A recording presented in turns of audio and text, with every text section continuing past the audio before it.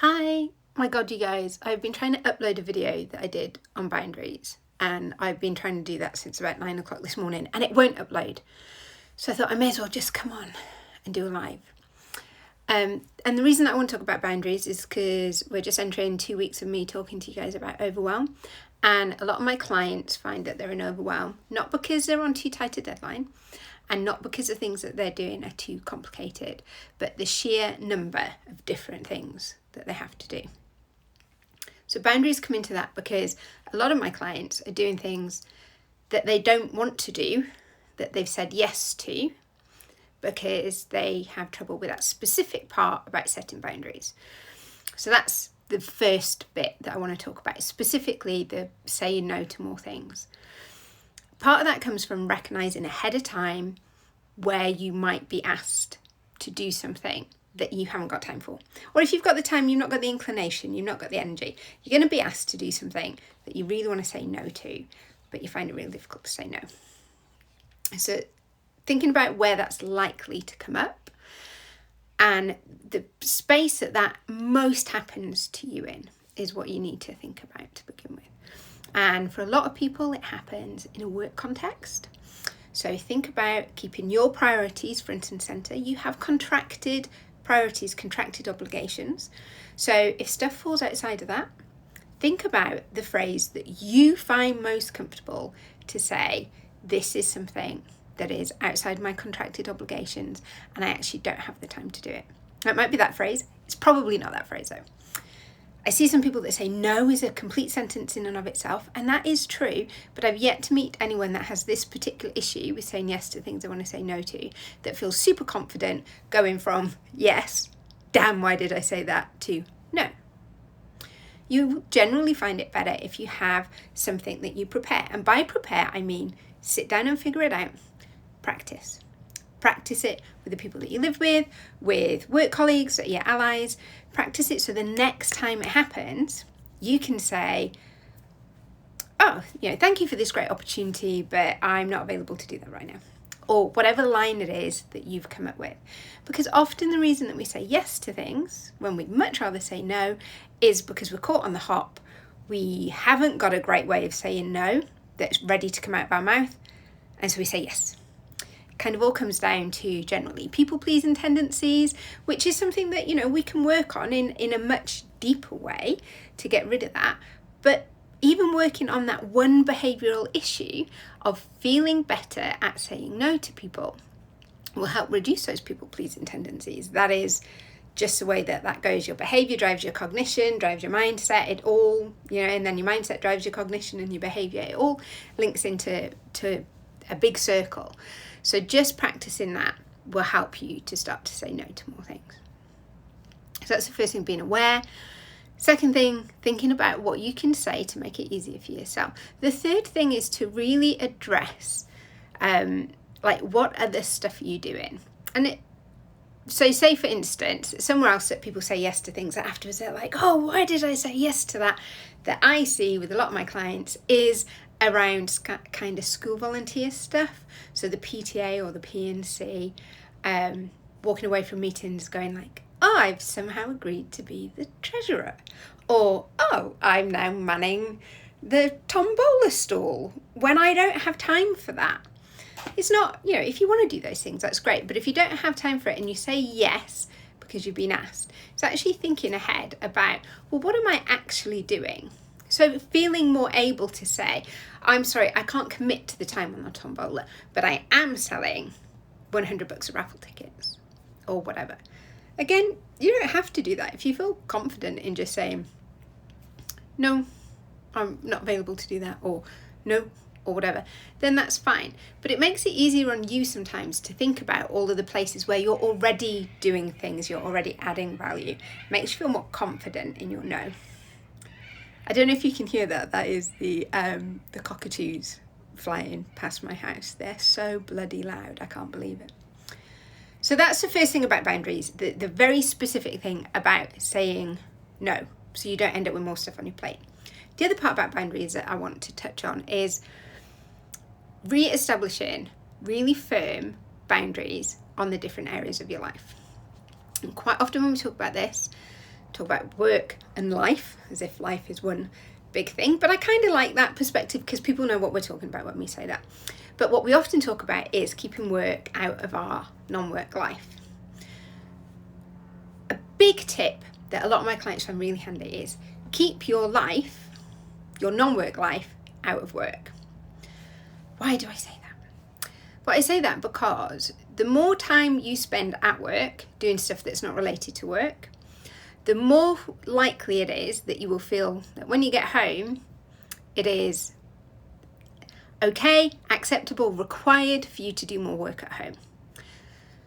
So yes, there are times where you can't help it, you have to do something in the workday, totally get that. But there's been a massive uptake in people that use their phone for personal things in the middle of the workday, which is kind of okay on a break, but I'm talking about people doing it a bit more than they think they should. So I'm not judging that, that's for you to decide. Are you doing it an appropriate amount of time? There was a great thing in Sweden. I need to look up the trial results, but the interim results were really good, where they had people going to work for 6 hours. So that was their working day, 6 hours. But in that time, they just worked. There was no kind of, obviously they had breaks because 6 hours, you need breaks, but just expected to come in and be productive and efficient during that time.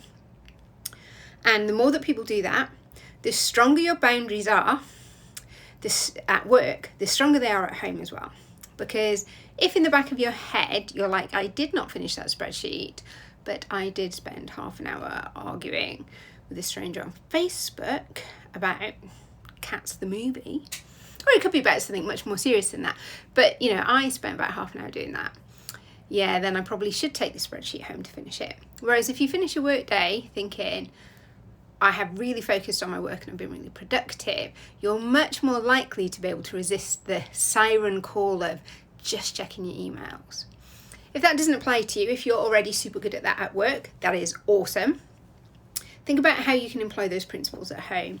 So think about the times when you subconsciously start to do work. And by that, I do mean the number one culprit is checking work emails.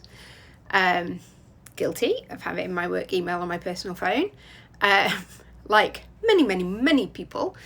But set yourself a time at which you will not look at those emails. Because if you look at the emails, you can do something about the email, or you're going to think about the email. If you're not going to do something about it and you're not going to think about it, then there's no point in opening it. But the chances are the minute you open it, you feel compelled to do something about it, which means that you're no longer present in your non-work life. You're thinking about work, and that's where your mind is.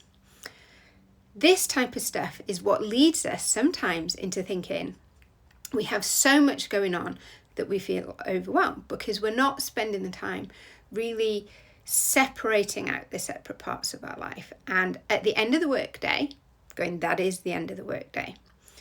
Because of the nature of how work has changed in terms of flexible working from home over the last sort of 12 to 16 months, we're seeing many more people that have developed the habits of working later at night, of feeling that they have to be 100% responsive.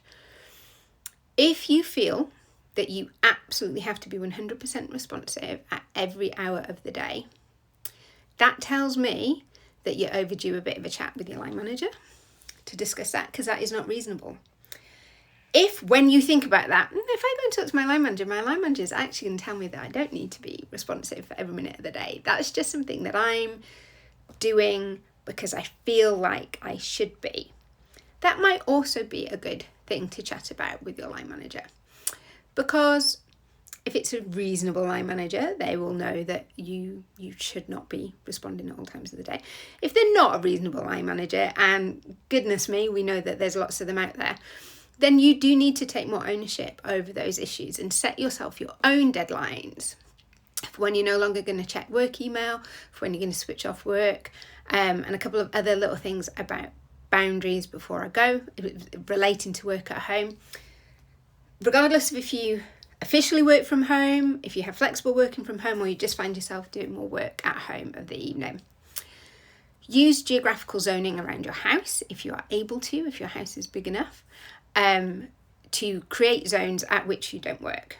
So my number one tip, as somebody that works from home all the time, is don't work on your sofa. A, it's incredibly bad for your posture. B, it means that you start to associate that with work, so it's very difficult for your brain to switch off. And even more so, don't work on your bed. And I do appreciate that some people, when you're all working from home, the bedroom might be the only place that you can go and work. Totally get that.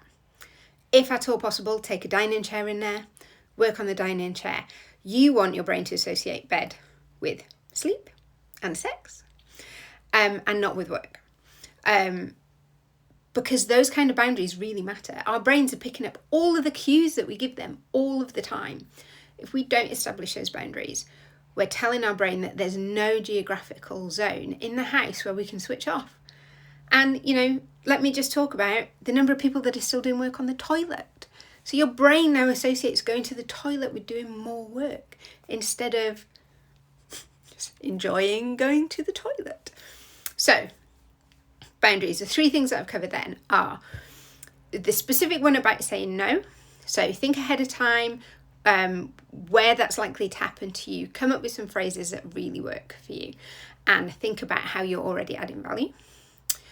Separating out your work from your non-work life. Start by instigating ruthless prioritization on work during work hours. Extend that out to what's happening in your non-work life and instigating some boundaries about timings at which you don't do any further work and geographical boundaries about where you do work. That will hopefully begin to help you with your overwhelm. If there's something specific with your overwhelm that you want me to chat about, then let me know.